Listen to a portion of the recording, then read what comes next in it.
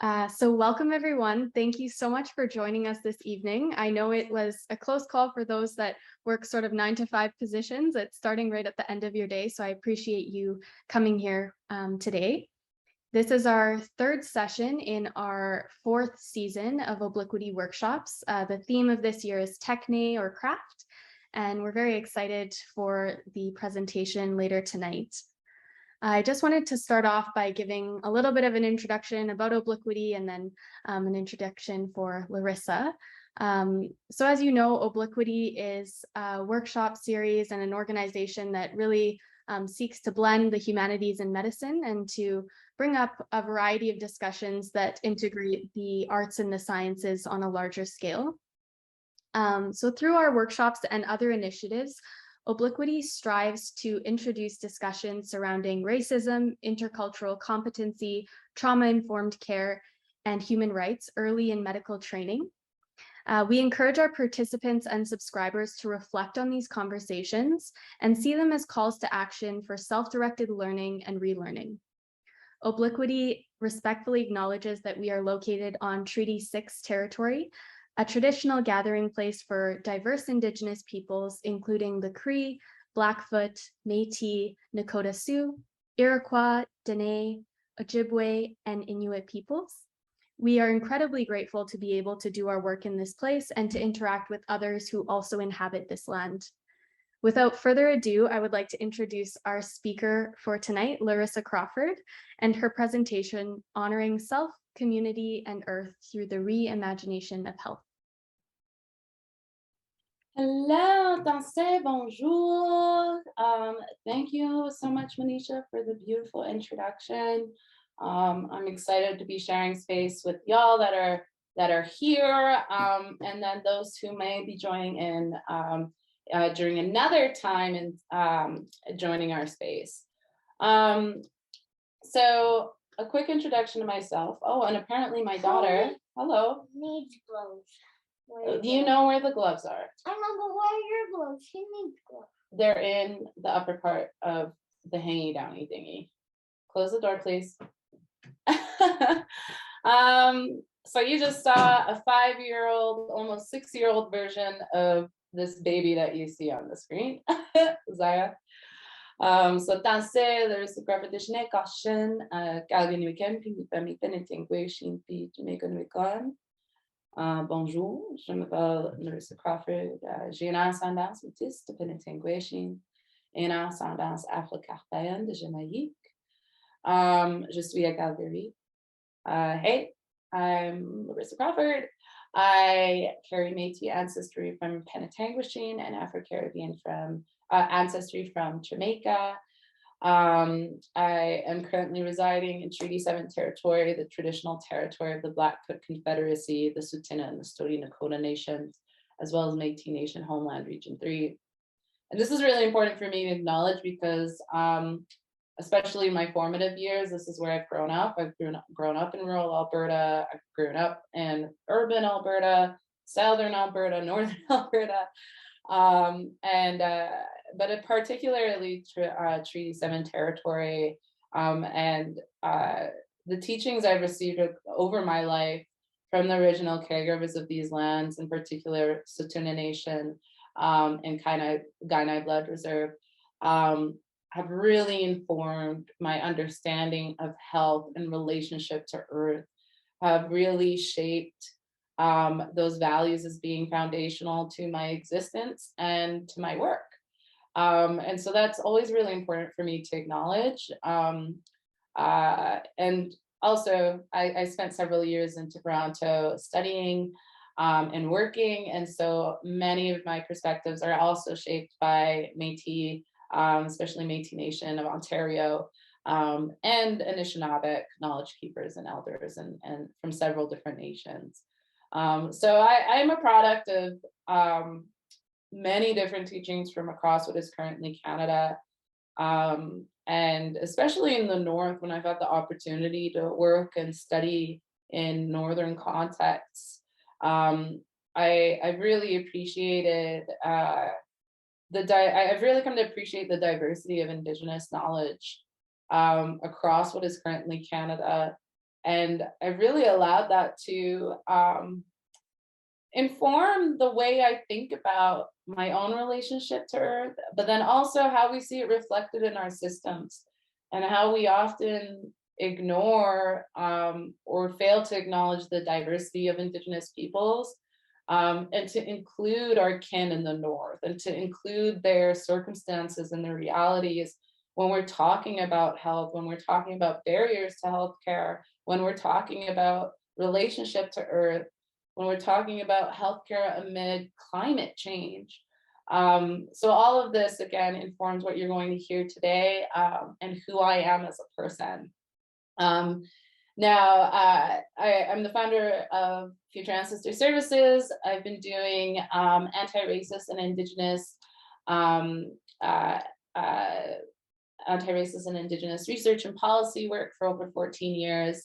And I'm 27, so it's most of my life that I've been doing this. But I guess what's most relevant in this context is I'm also a chronic complex patient. I am recovering from a pretty severe brain bleed that severely affected my vision, my speech, my memory, and a lot of my cognitive abilities, and continued kind of bumps to the head often send my my recovery back several months. And so I've been dealing with that for a long time with over 8 different physiotherapists and doctors.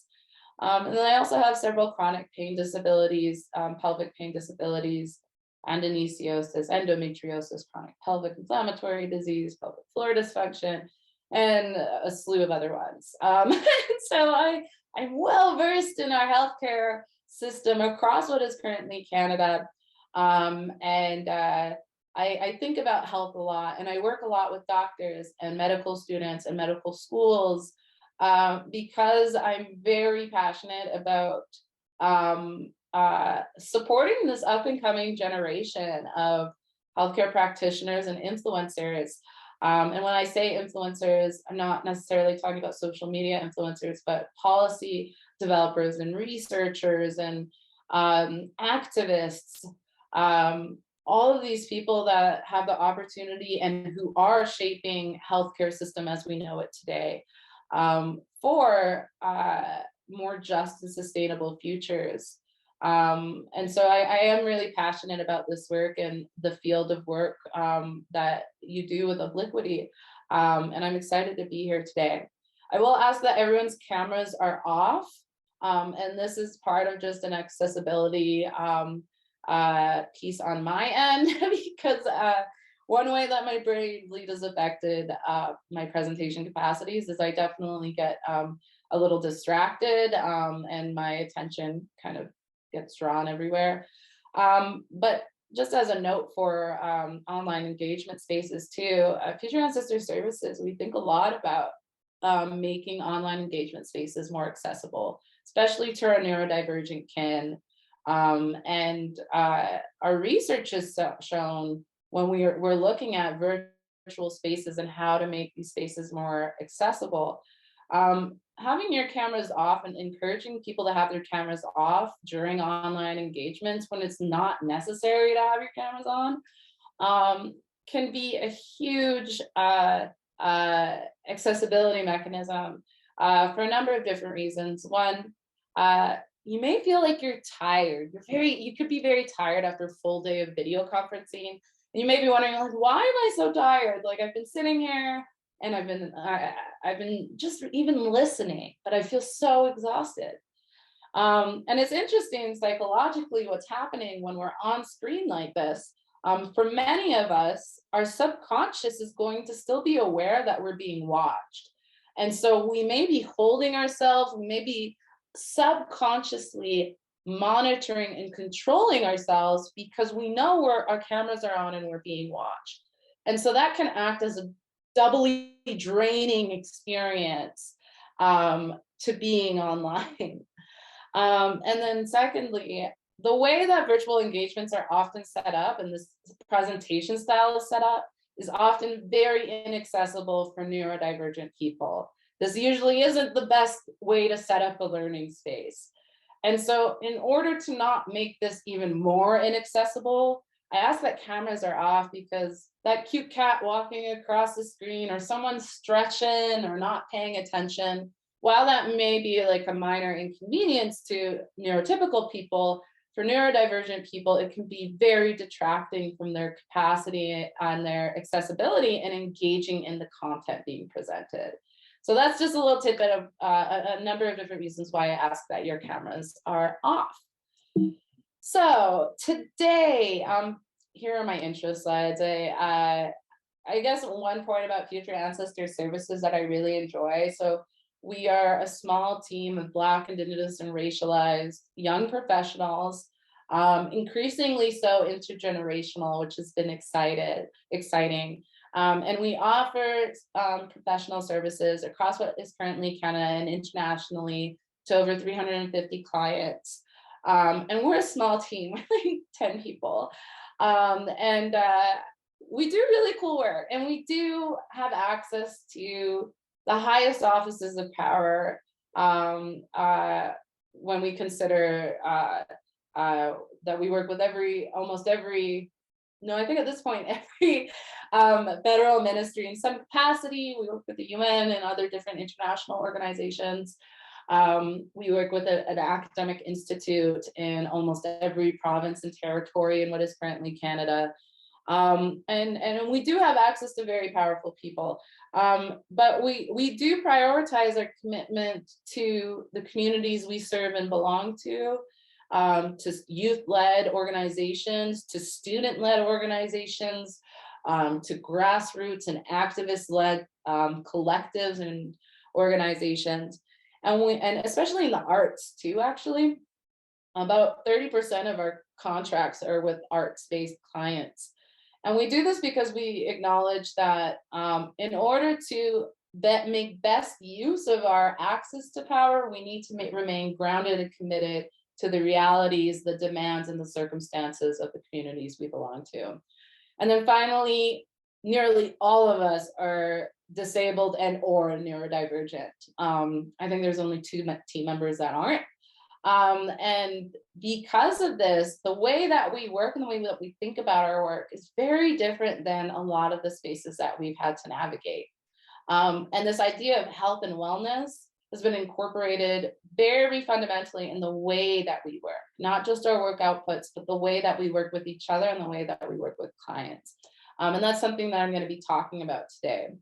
So this is a presentation, and I'm going to save as much time as possible at the end for a Q&A exchange and just a bit of dialogue. But a lot of this is going to be information download. And so I'm going to start with discussing decolonization and indigenization, because this is in the title. Or sorry, it's not in the title, but it's definitely a big part of what I'm going to be talking about throughout the day.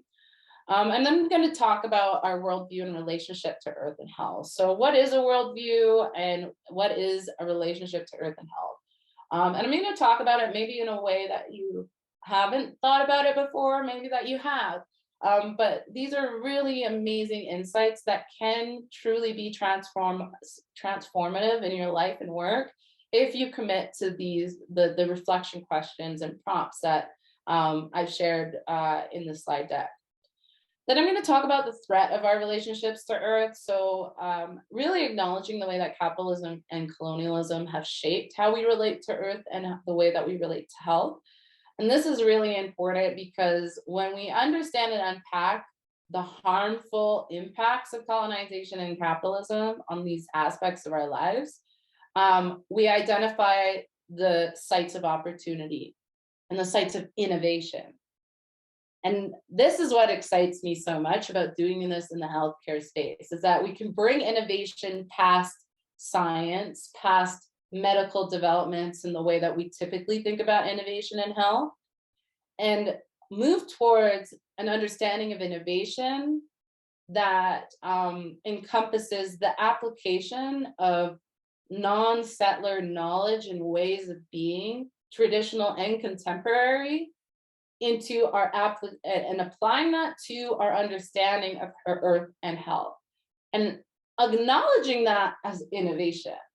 And so this process of identifying the threats and unpacking those influences is a really big part of being able to operationalize those sites for innovation and action. And that's what we're going to focus on in our last little bit. So let's dive in. What are decolonization and indigenization? What is decolonization not? I don't want to assume that everyone knows what decolonization, indigenization, reconciliation is. And I know there are so many definitions out there. What I present is only one way of understanding all of this. I'm not trying to impose this as the only way of understanding. But these definitions have really facilitated my ability to navigate these pathways of work in a way that holds space for us to localize our work, for us to hold space to work with the original caregivers of the lands on which we're working on, to hold space to collectively define success and accountability, to collectively leverage brilliance local to where we're working. And so the definitions I present have really helped me do that. But again, I'm not imposing these definitions onto you. I'm just trying to clarify what I mean when I say these words. So decolonization. So how I like to understand decolonization, we see here refers to the process of deconstructing colonial ideologies and the superiority and privilege of Western thought and approaches. We're going to be coming right back to that in the next section. We can think of decolonization as the removal of undoing or undoing of colonial elements. So how I like to understand this in even more simple terms is decolonization is the process of creating voids, really.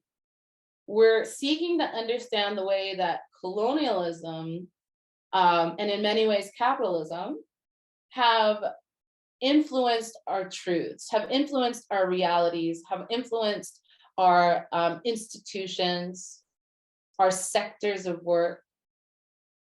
Decolonization really focuses on understanding and unpacking those impacts. The living legacies of colonialism is what I often use, because I see a lot of academics and a lot of scholars and even activists talk about colonialism as if it's in the past. And the living legacies of colonialism is a term that I typically lean on when I try to explain we are not living in the past when we're acknowledging the influences of colonialism. They are alive and well today, and in many ways they are just as violent, but often in more insidious ways. So decolonization, in short, creating voids. I like to think of indigenization as not only filling the voids, but reshaping the voids. We're not looking to just unpack something and then find something that fits neatly into the void we've created, but we're letting Indigenous worldviews and ways of being reshape those voids that we create and allowing us to explore new applications of contemporary and traditional knowledge, all of which is done with the leadership of Indigenous peoples. Now, I want to make clear here that my understanding of Indigeneity goes beyond those who are Indigenous to what is currently Canada. When I speak about Indigeneity, I'm speaking in a global context here. We definitely have a responsibility to the original caregivers of the lands on which we live and work on. And we also need to consider the Indigenous knowledge that we can see and that we can benefit from a global context. Black diaspora and Black people who have naturalized in what is currently Canada. Our ancestors were once Indigenous, and we are Indigenous peoples who have been stolen from our Indigenous lands and brought to stolen Indigenous lands. Our indigeneity has been very systematically severed, and I'm going to come back to that in the next section. but I still find so much value and so much opportunity for solidarity when we acknowledge indigeneity in a global context. Because you're going to see indigenous peoples around the world. And in many ways, our cultures and worldviews are so diverse. And in many ways, we often carry we all carry such valuable knowledge and historical memory that can manifest innovation and again reshape those voids that we create in the process of decolonization. Now, reconciliation is going to look different everywhere. And so I really don't like giving one definition for reconciliation, because what I've seen in the North versus coast to coast and throughout the prairies in Quebec, it all looks very different. Some of the definitions, in some cases I found, have directly contradicted one another. And so I'm not here to try to give you a blanket statement or acknowledgement of reconciliation. What I am here to do is I can share a condition that has really helped me navigate all of the different visions of reconciliation. And that is the condition to engage with the direction and leadership of the original caregivers of the land you're working on. Now that sounds nice and clean in a quick little statement, but that's going to be hard. That requires relationship building that can take years and even generations to foster. Because of so many colonial histories and legacies, especially regarding the tools and tactics used to pit nations and communities against each other, within and between, it's going to get messy and it's going to be difficult. But reconciliation shouldn't be easy. If it was easy, we would have already done it. It's not going to be easy. And so leading with this condition is a way that I've been able to hold space to localize my understanding of reconciliation while still using a functional definition. I'd say that that's pretty functional. So that's what I mean when I say reconciliation. I'm not speaking to a specific vision of reconciliation. I'm speaking to a condition of reconciliation. Now, with decolonization, the fun part is that we are going to need to get comfortable with at least being uncomfortable. It is unsettling. It is unsettling. That unsettling has many different kind of meanings in the way that it's used in this sentence. And it necessitates our shift of worldview. We can't do decolonization through a colonial lens. And oftentimes this is where we see harm caused and decolonization weaponized to serve intentions of performative work, of not really wanting to change, or in many cases I found causing harm in our perceived efforts in decolonization. And so our next section is really focused on understanding the worldview aspect of decolonization, and in doing so, positioning you to better be an agent of true decolonization, not only in your work and your education, but in your lives as well. And this is where we find so much value in our health and, again, relationship to Earth. Now, one quote that I really appreciate about decolonization, and this is from Dr. Tim Tallbear, who actually works out of the University of Alberta quite a bit. World-renowned, incredible scholar, activist, academic. I really enjoy their work, especially in sexuality studies and bringing a decolonial lens to sexuality studies. So much to learn from Dr. Tim Tallbear. And they share this quote that I'm going to read because I think it very effectively communicates some of my hesitations about naming work decolonizing and doing the work of decolonization. My slightly cynical aging self doesn't quite believe that we can decolonize, meaning to withdraw from or dismantle colonialism. We live inside a colossal colonial structure that took most of the world's resources to build. Does not every maneuver against colonialism occur in intimate relationship to its structures? There is no outside. And from my experience in working with people in the healthcare system and alongside the healthcare system, this is a very reflective statement of the reality of trying to institute change in such a complex and system that is rooted in the way things have always been, in many ways. I see us experimenting, working incrementally with tools and technologies that we did not craft, combined with Indigenous cultural templates in any open space we can find to build lives that make any sense to us at all.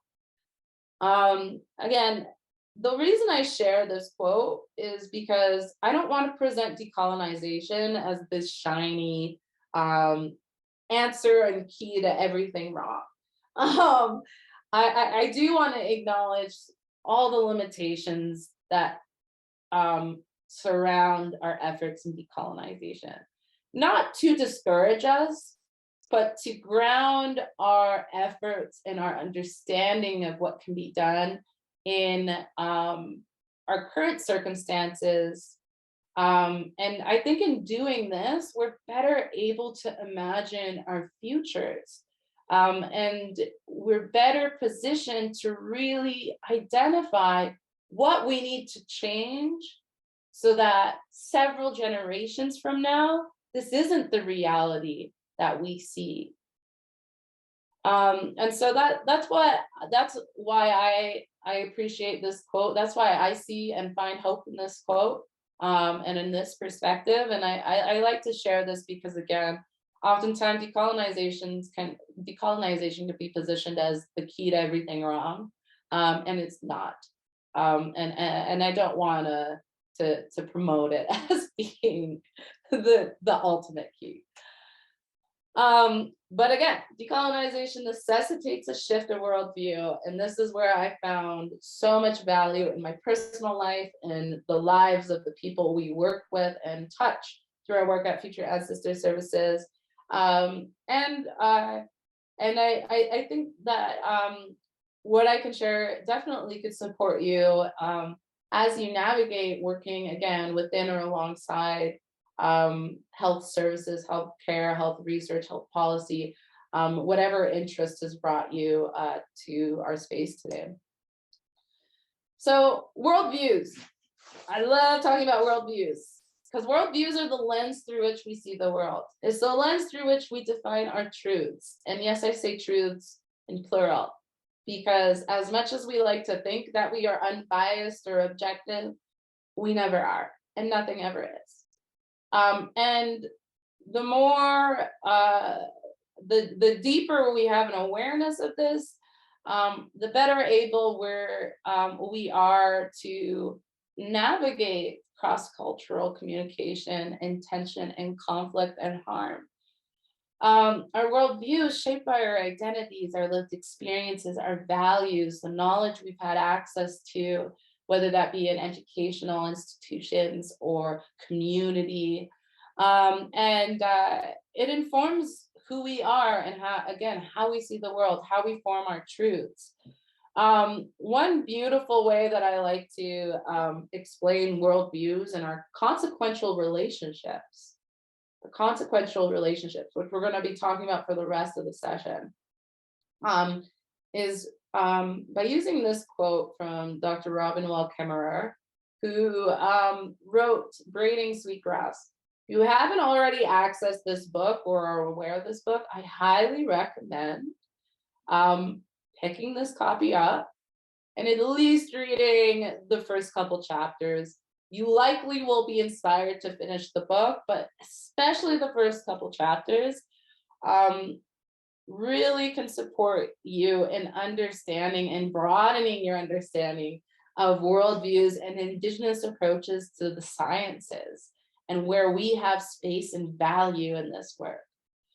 And so I'll explain this quote. In the settler mind, land was property, real estate, capital, or natural resources.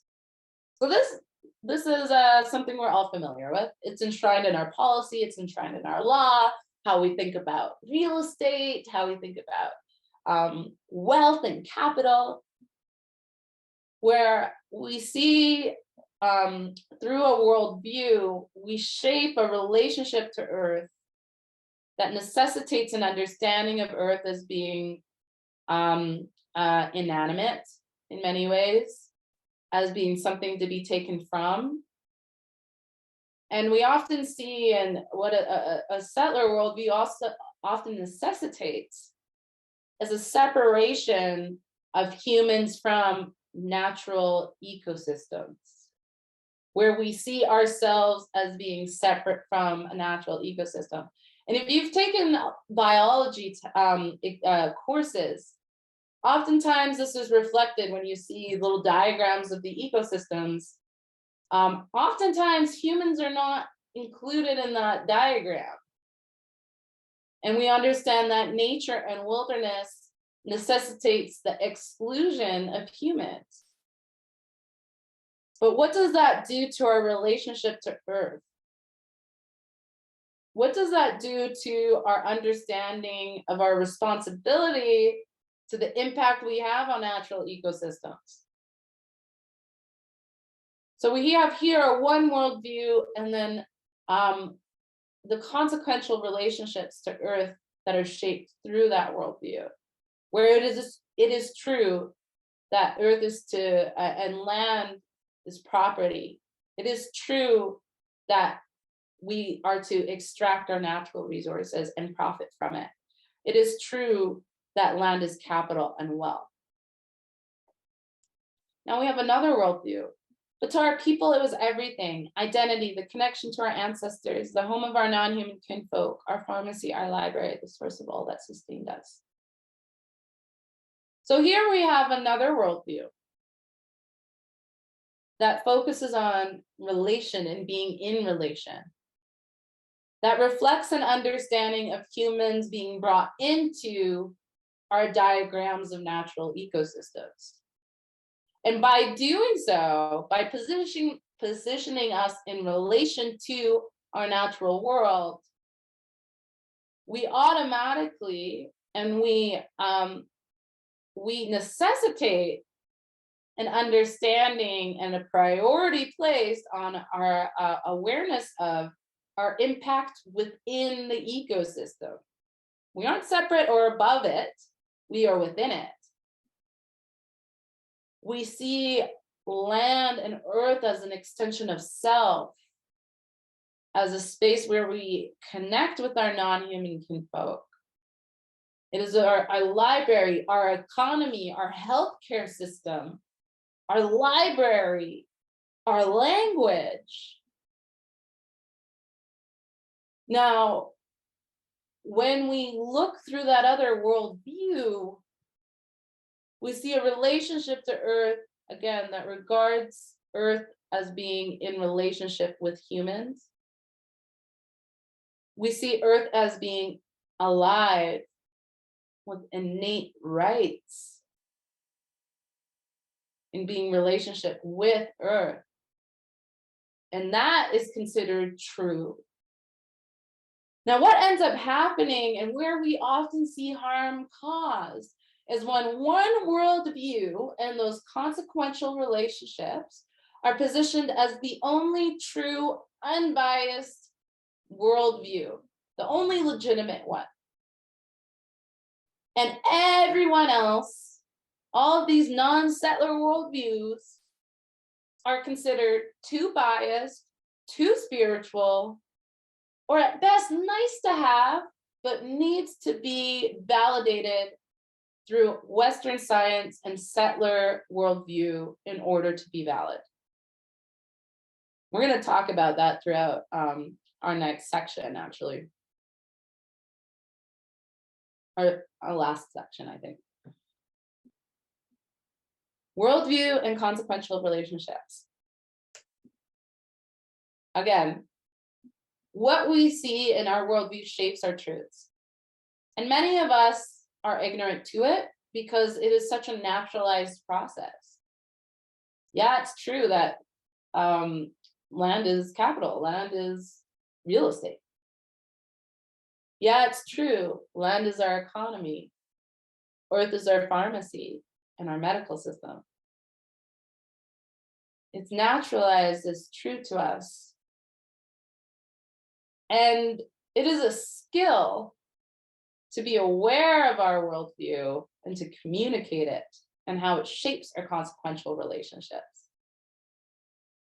It is a skill to open dialogue, to understand someone else's worldview and how that shapes their relationships to the truth.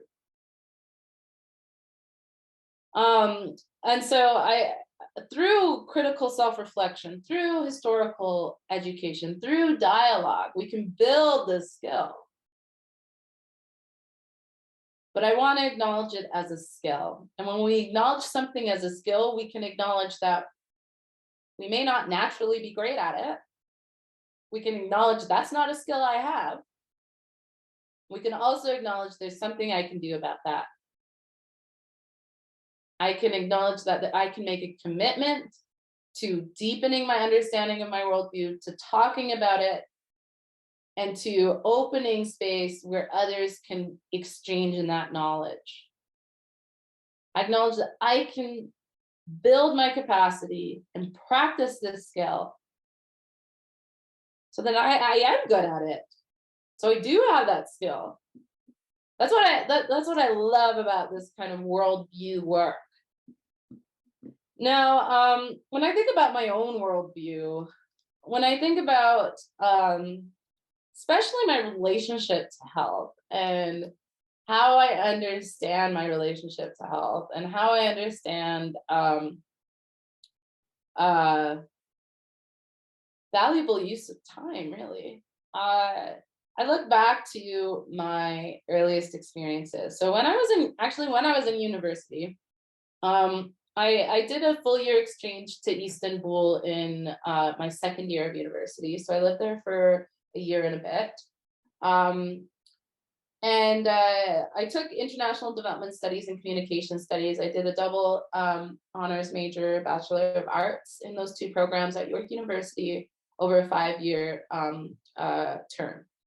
And I'd always, and ever since I was young, I'd always like really invested in international volunteer work and humanitarian work. And so I traveled around the world at this point doing work and volunteer and research and education. And I was kind of just haphazardly going around everywhere because I knew humanitarian work was the work I wanted to do, but I didn't really know in what way. And it wasn't until I came back from Istanbul, I got pregnant in my 3rd year and had my daughter in my 1st year, that I really started thinking, what the heck am I doing? Where I started becoming very critical of why I felt I needed to do all this humanitarian work around the world and that was so much better than anything I could be doing at home.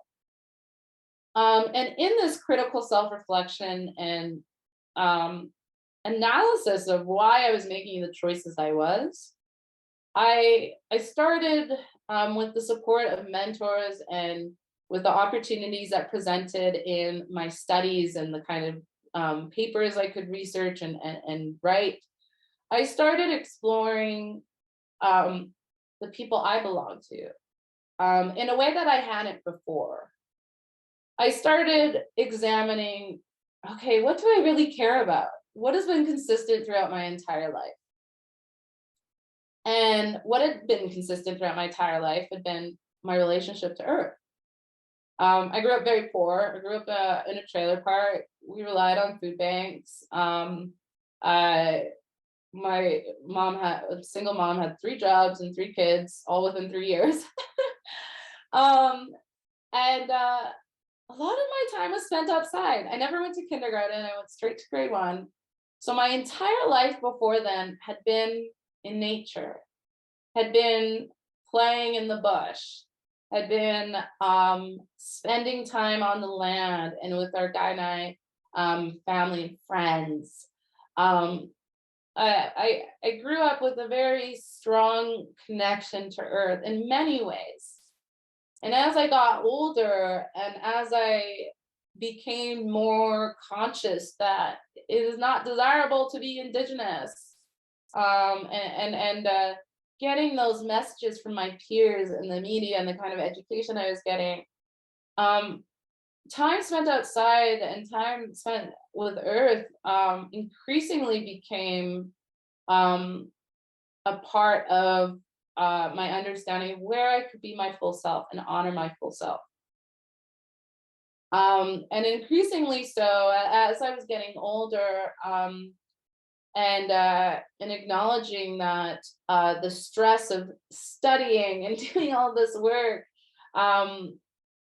was often mitigated when I was able to get outside and have a connection to earth, really started to shape. I started to become much more aware of this, again, in that process of critical self-reflection. And this is where I really found a lot of direction. Okay, this is an important part of my life. So how can I make this a part of my work and education? Because this is an unchanging value, and this is where I can see a sustainable pathway of work for myself. Now, especially as I got older and as I moved deeper and deeper into this process of critical self-reflection, and as I became increasingly disabled with all of these conditions and diseases and disabilities that I was accumulating in my early adulthood, I became more and more aware of how central my relationship to earth became in my understanding of health and my understanding of what is a healthy relationship to my well-being, and what I need from that. And so my relationship to earth began to extend into my understanding of health and well-being, into my understanding of healing.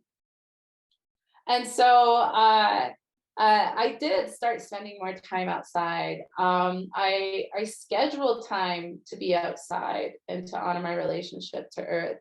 I have a 4-day work week in order to be able to be on the land at least once a week. And this really informs my relationship to health. And so I do find so much value in that. And a question that I think is really relevant when we think about our relationships to health and our relationships to earth. I'll speak a little bit more to relationship to earth in a moment, but this question of how does your relationship to health inform your expectations of yourself and of others? It was this kind of reflection that helped me get to a place where I started acknowledging, okay, my relationship to health is deeply tied to my access to nature and being outside. And so I expect myself to make space for that. I expect myself to plan for that. But oftentimes our relationship to health can often inform the way that we project expectations onto others, oftentimes in unhealthy ways.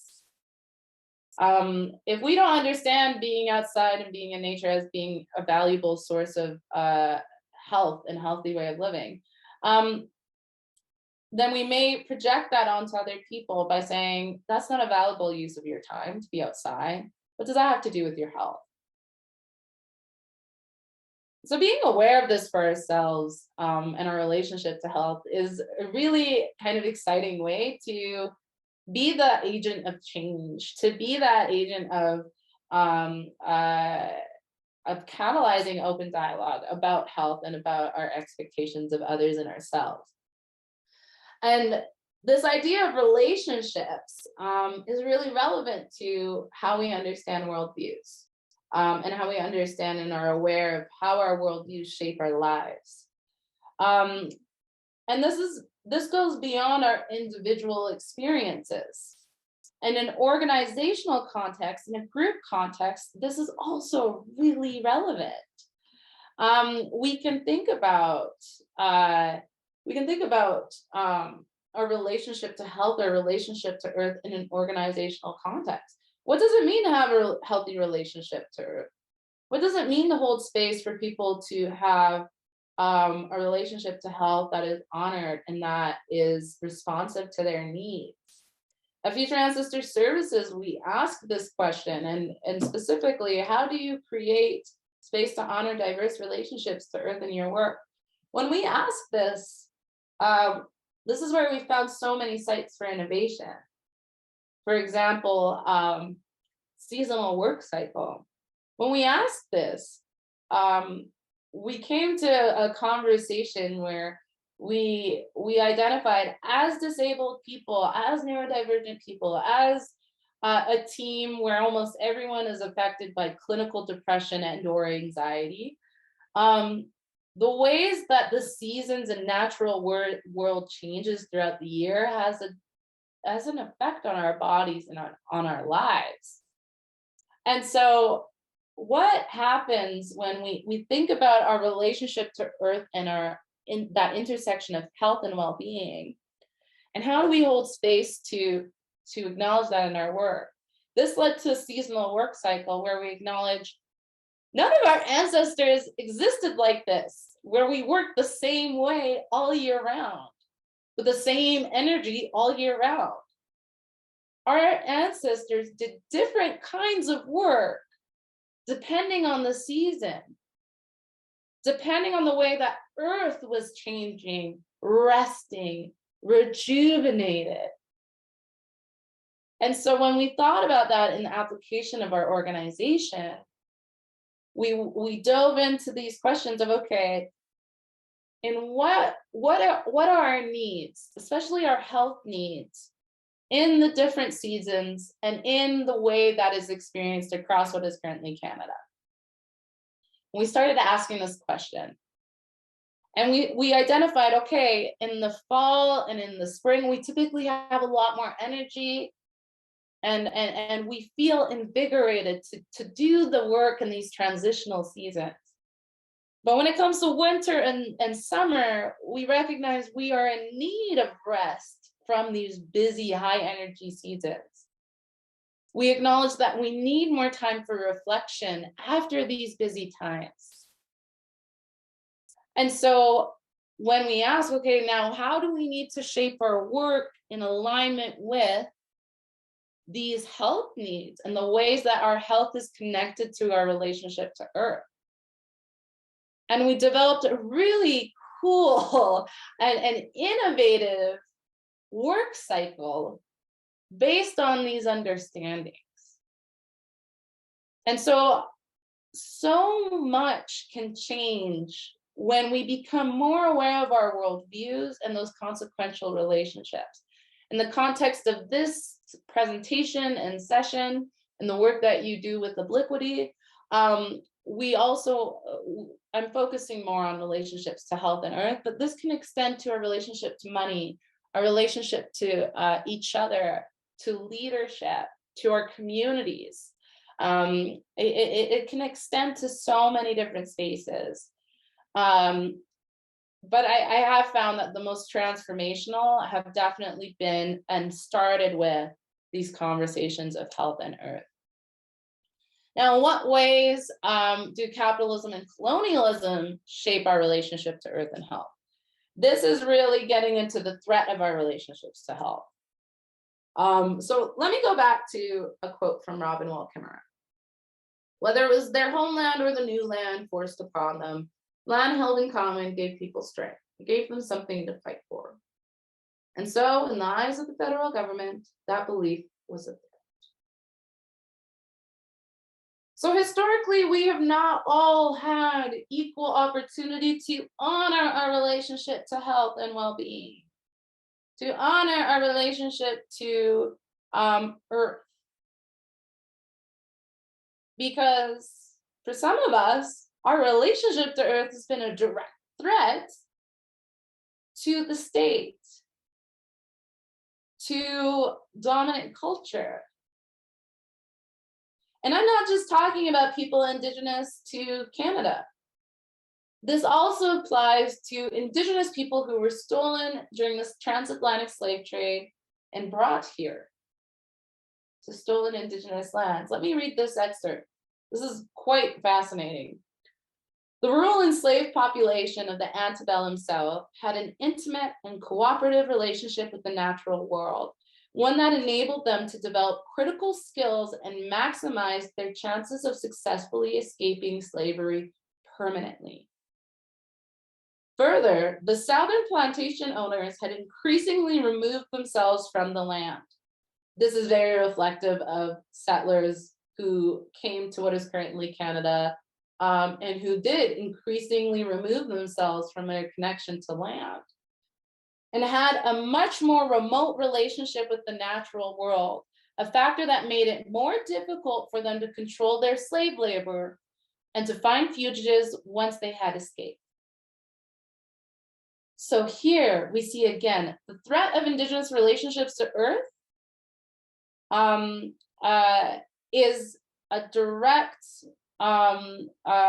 directly aligned with our control and our dependence on settlers and their systems. And it manifests for many different reasons. Land held in collective challenges capitalist value of private property and ownership.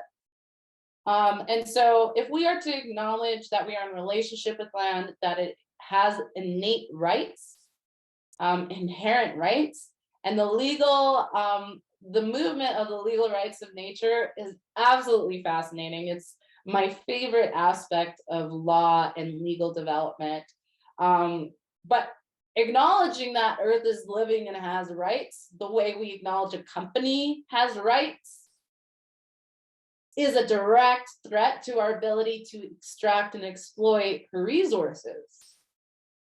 Land held in collective is empowering, healthy, and can be self-sustaining. A key principle of settler colonialism is breaking down the Indigenous people's systems and ways of existence to become dependent on the settler systems of policy, of healthcare, of economy.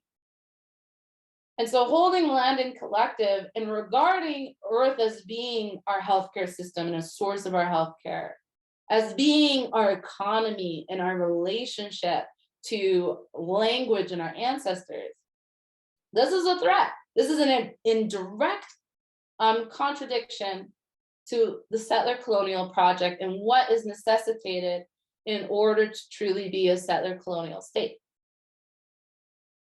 Respect and reciprocity with Earth challenges colonial aims of resource extraction and theft. I want to really underscore this point. I know I've said it before, but if we even think about the creation of why Canada was established in the first place, Canada was established as a settler colony for the purpose of resource extraction, and the governing laws, government, treaties that were established on these lands were done so for the purpose of controlling and amassing land to exploit natural and human resources for the profit and benefit of the imperial power.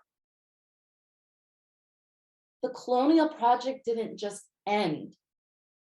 This is a continued effort and necessity if we are to uphold this colony of Canada. And so, yes, our ways of existing and relating to Earth is a direct threat to the basis of what this country was created for. And I know a lot of people don't like to hear that. I know a lot of people are very proud of being Canadian, and we can be proud, and also recognize and acknowledge this reality and the living legacies of this reality. And acknowledging this makes sense for why we are so often denied the validity of our Indigenous science and knowledge. It makes sense for why Indigenous peoples are often positioned as too spiritual and biased, and why Western science and settler knowledge is considered unbiased and legitimate.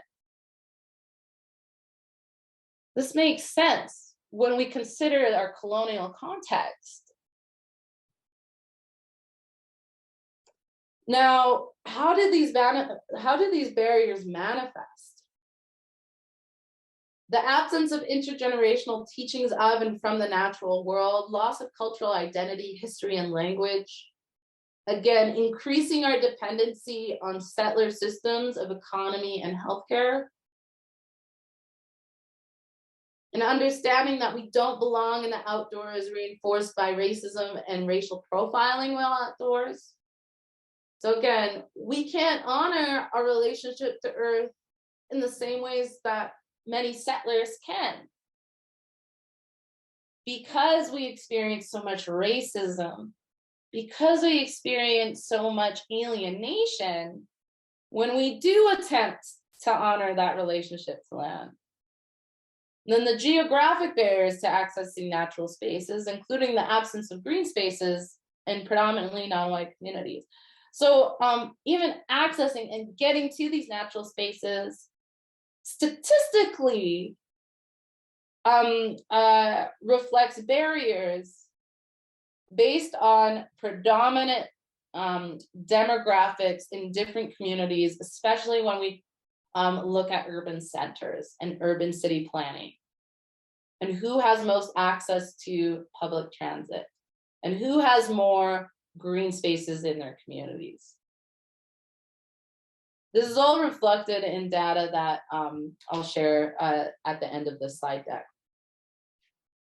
Now, I really like to talk about this new initiative because it is very exciting in healthcare and our mainstream consciousness regarding our relationships to Earth and health.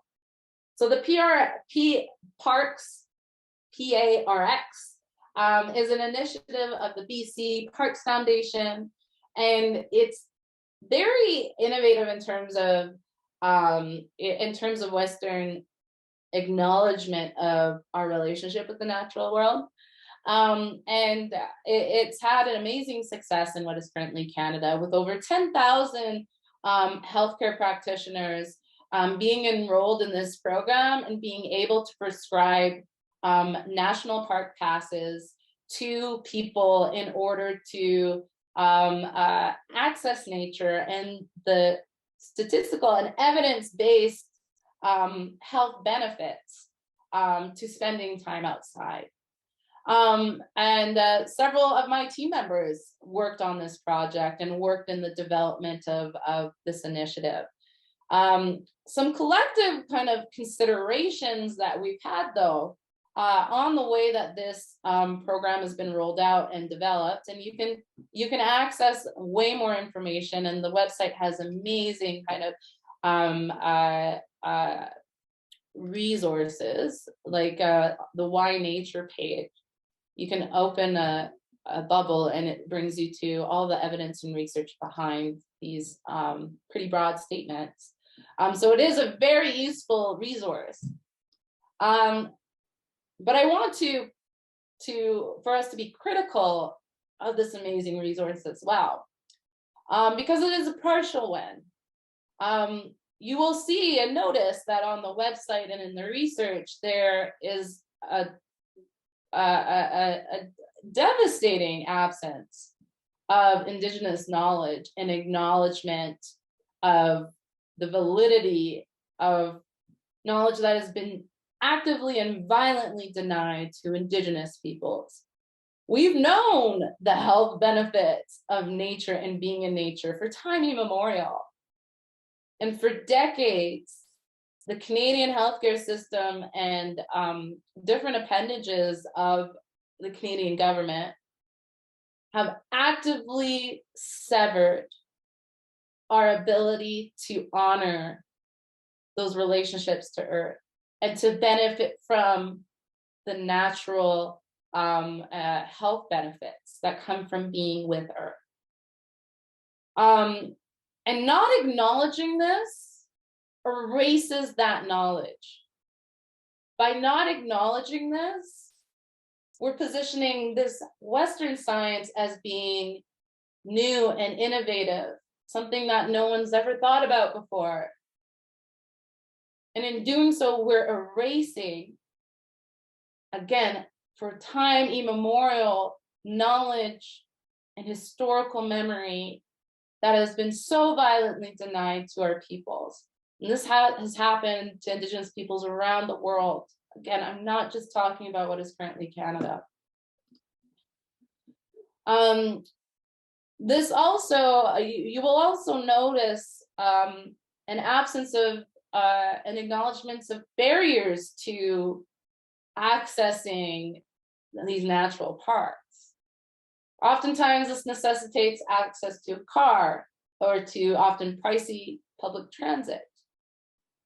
This requires proximity to a national park. This requires a degree of knowledge. This requires often a degree of gear.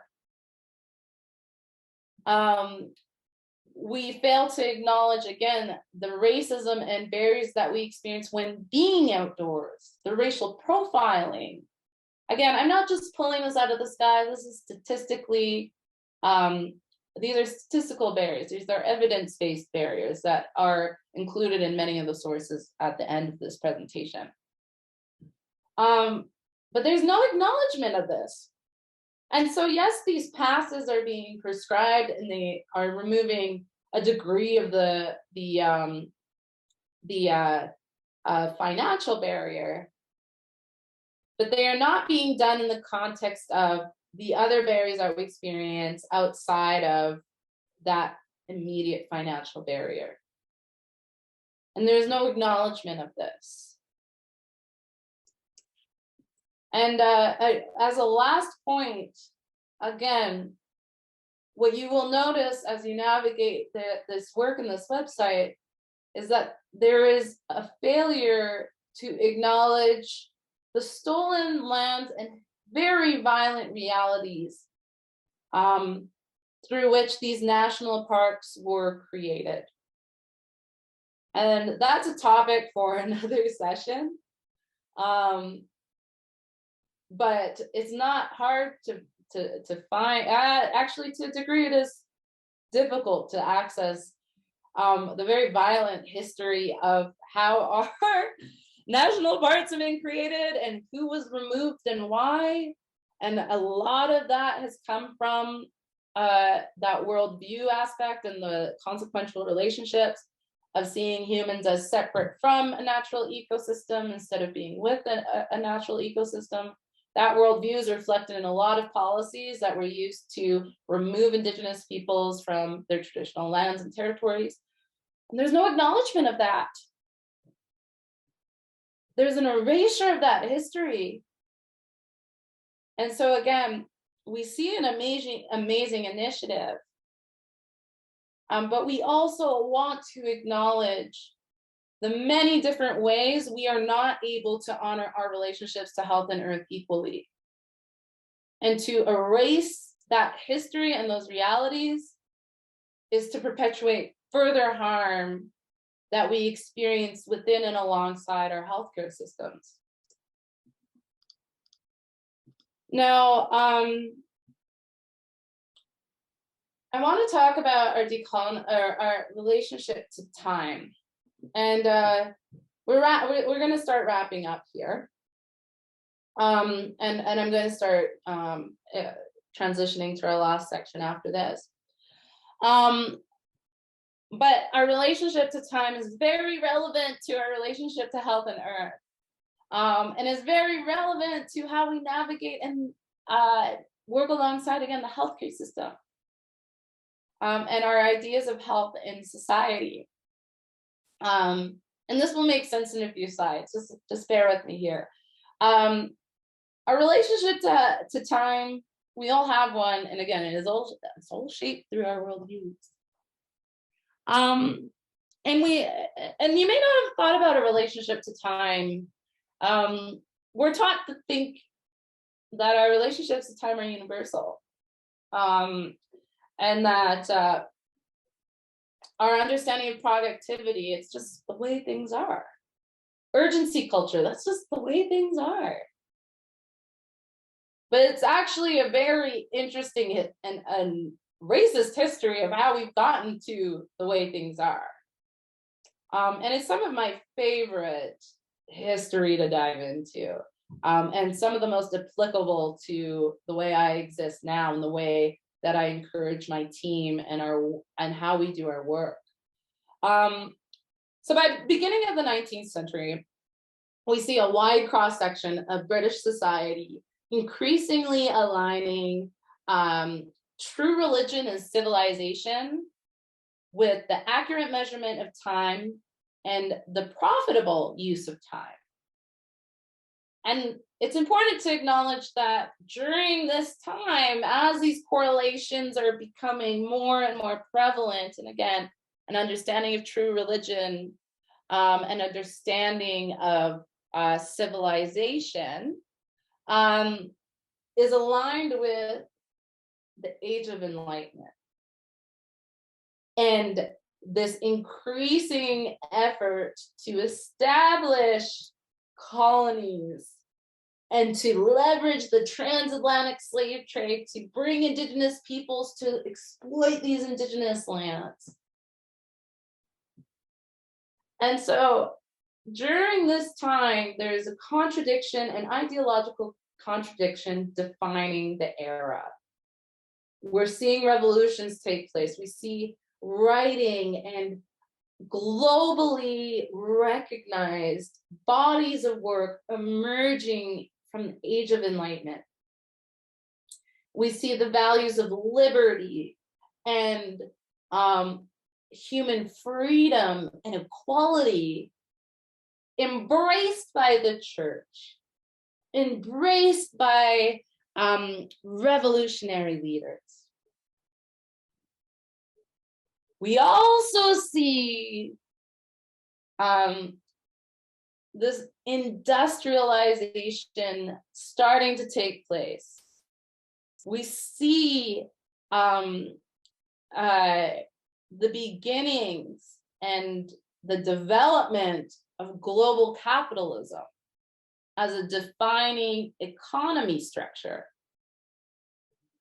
As colonies are naturalizing on indigenous lands around the world, we're seeing, again, indigenous peoples being stolen and moved through the transatlantic slave trade. And we see here an ideological contradiction. We're preaching liberty and we're preaching human equality and freedom, but then we're also treating humans in this way. So how do we resolve this contradiction? This is a time that we see the emergence of race. Again, for another session, I love to talk about race and what it has to do with the healthcare system. Today, it's a little bit of a different focus.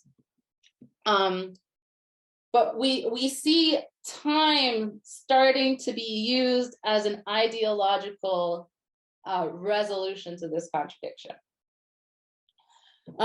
Because again, as time, the accurate measurement and profitable use of time is becoming increasingly associated with true Christian religion and civilization, going to these indigenous lands and working with these indigenous peoples, we're realizing, oh, the accurate measurement of time is not a valuable way to use our time in many of these places. Oh, the way that they relate to time is not aligned with our interest in capitalist development. So positioning relationships to time, cultural relationships to time, as the inferior other was a justification tool to colonize, to kill, and to do many other violent things to my ancestors. Our relationship to time was regarded as a validation for the treatment we experienced. Now, how do we see this reflected in our worldview? How do we see that living legacy reflected in our worldviews, our truths, and the way we relate to each other contemporarily? We see this through the steady urgency culture and projecting expectations of time management onto all without adjustment. Well, I was able to do that in 2 weeks, so you should be able to too.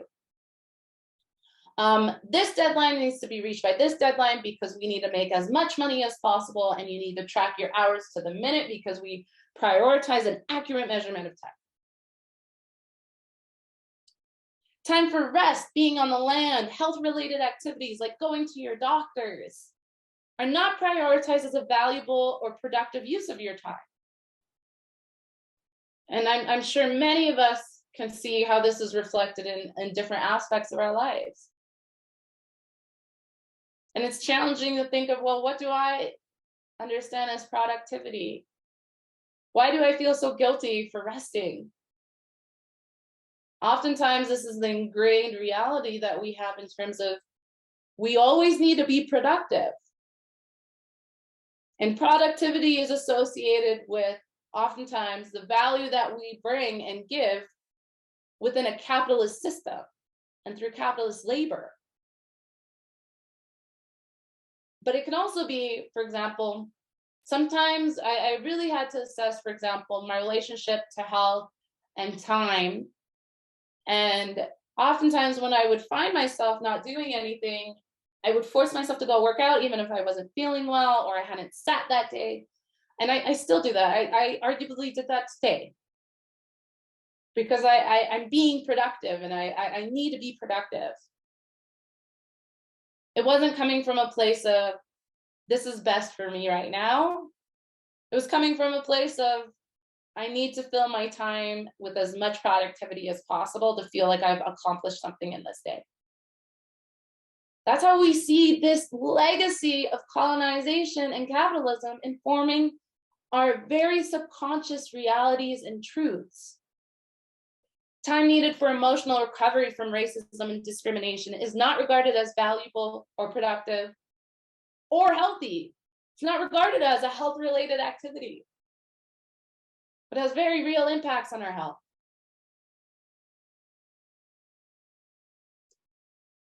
And so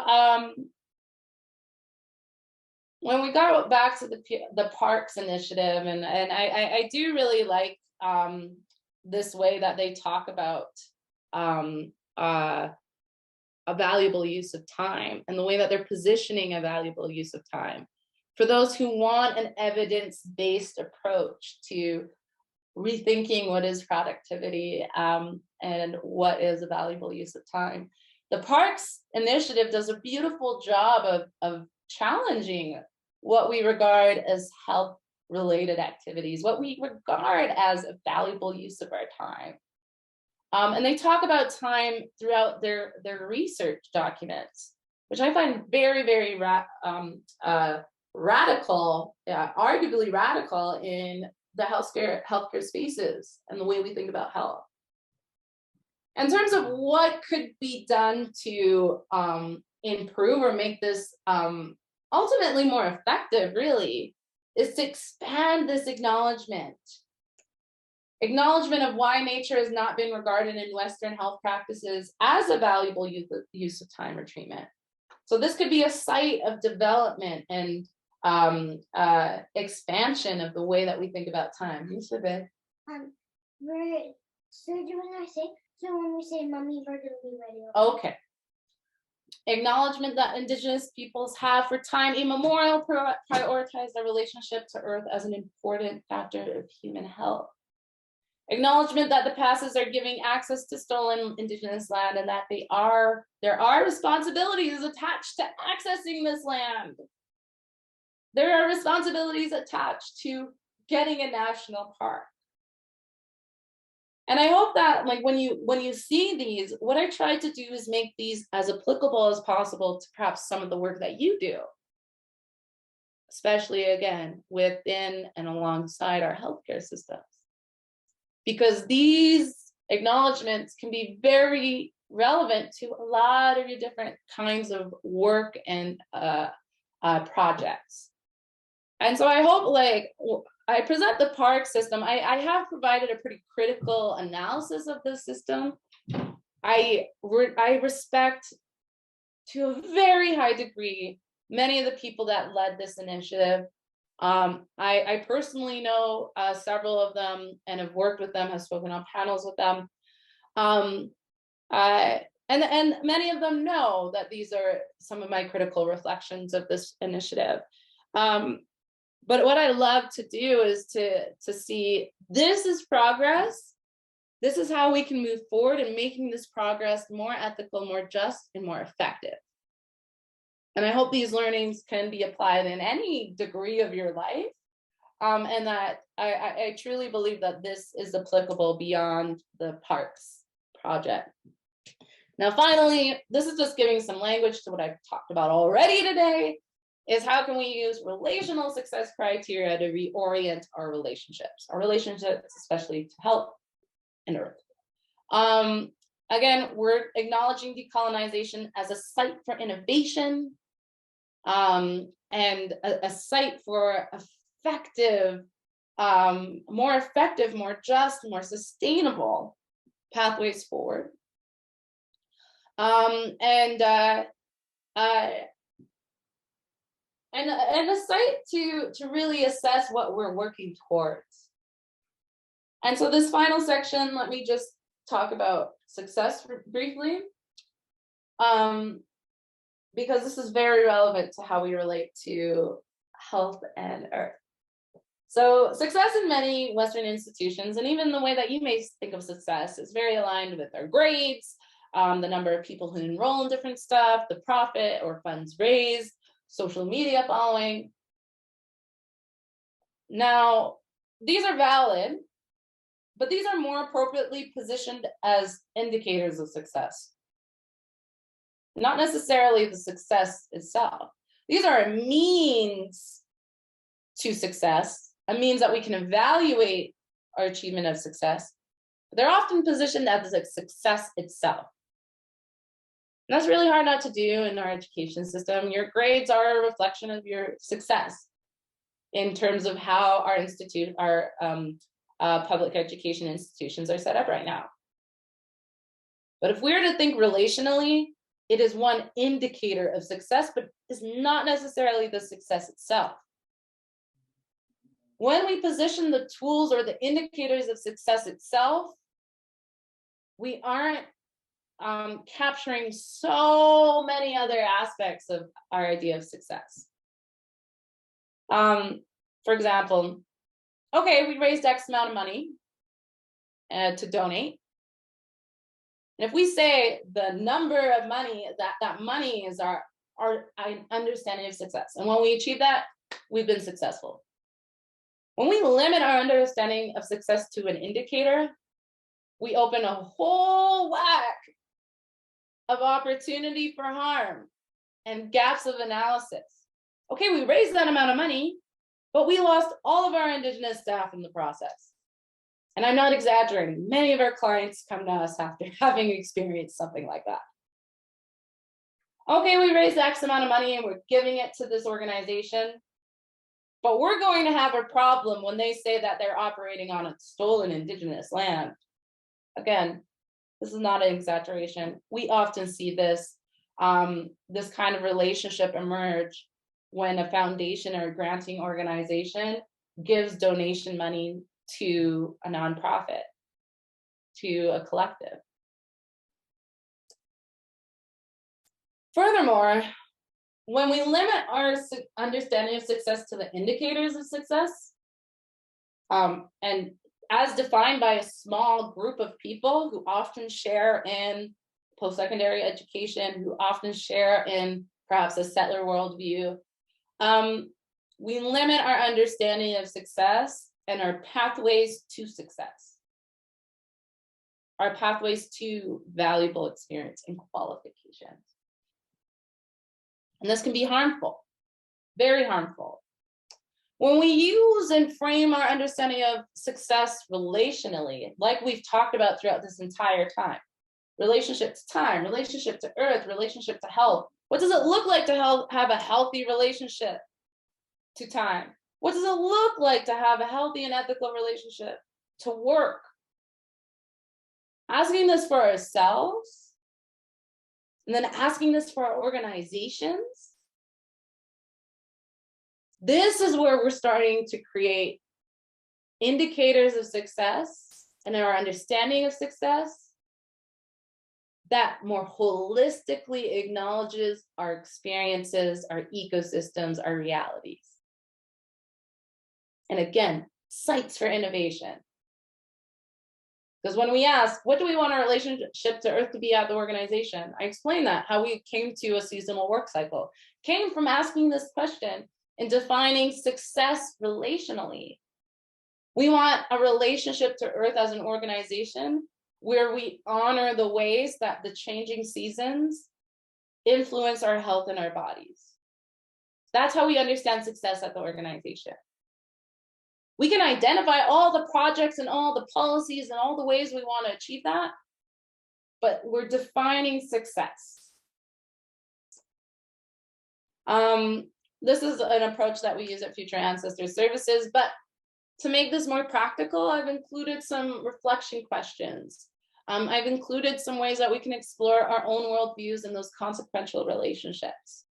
Our relationship to respect, our relationship to Earth, in our work and our personal lives, and by extension, in many ways, our health. Because the way that I understand our relationship to health, it is very deeply tied to our relationship to Earth. And this is reflective in many different spaces. But I've included these kind of questions and opportunities to explore this in a deeper way. I'm not going to go over those now because I'm tired and we're almost out of time. But I've also included a list of resources for diving deeper into what we've discussed today, and giving you examples of what a lot of what I've talked about today can look like in practice.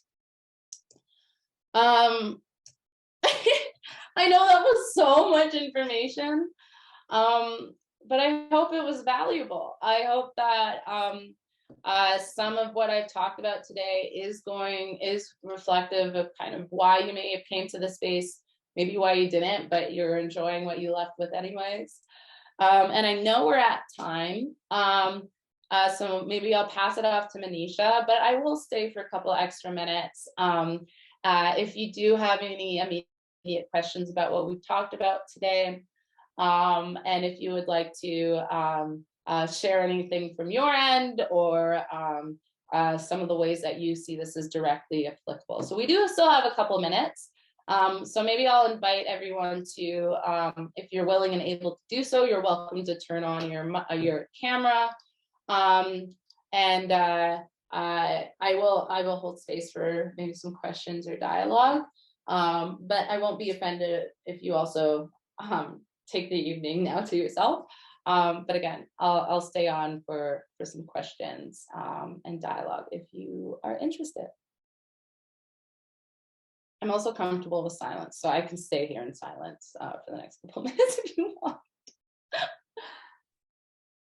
Thank you so much, Larissa. This was an incredible session. I'm really grateful that we were able to connect and find a time that worked for both of us. Thank you again also for accommodating sort of this evening session. I know that's not typical for you guys. I see a couple things in the chat, so I'll just read them out here. Just a couple comments. Miriam says, thank you. This was a really interesting and thought-provoking presentation. And Isha said, this was absolutely incredible. Thank you so much. Thank you. I know we're all pretty tired. I'm sure we've all had a long day. So no worries if there's no questions, but you can always stay connected with Future Ancestor Services and myself in many different ways. And y'all have access to the slide deck with all the resources I've talked about today as well. I can read out another one we have in the chat. So this is from Lila, I believe. So thank you, Larissa. This has been incredible. I'm a nurse, PhD student, and nurse educator, and almost every slide I could relate to questions or experiences I have had and will be able to better approach / think about going forward. Thank you so much for the resources. Thank you. And Chris says, thank you for a positive tsunami of information and insights. I feel I'll need to rewatch many times to integrate it all, but so much rang profoundly true at a very deep level. Thank you. Thank you so much, Chris, and everyone who's shared. Again, I know we're all so tired. So I really appreciate you taking a couple moments to share this feedback. I really appreciate this. And I think we're pretty good to wrap up, I think, at this point. So thank you so much. And Manisha, maybe I'll pass it back to you. But I feel like I've come to do what I needed to do. And I really enjoyed sharing space with y'all tonight. Thank you. Thank you so much. I don't have much for wrap up. Just in terms of regular obliquity planning, we will have another session in November. So we'll keep updates on our website. So www.obliquity13.com. I'll throw it in the chat as well. And then, yeah, thank you again for your time for being here this evening. If anyone has any questions for me, also feel free to throw them in the chat and I'll stay on for a few moments. But yes, thank you everyone. Enjoy the rest of your evening and hope to connect again soon.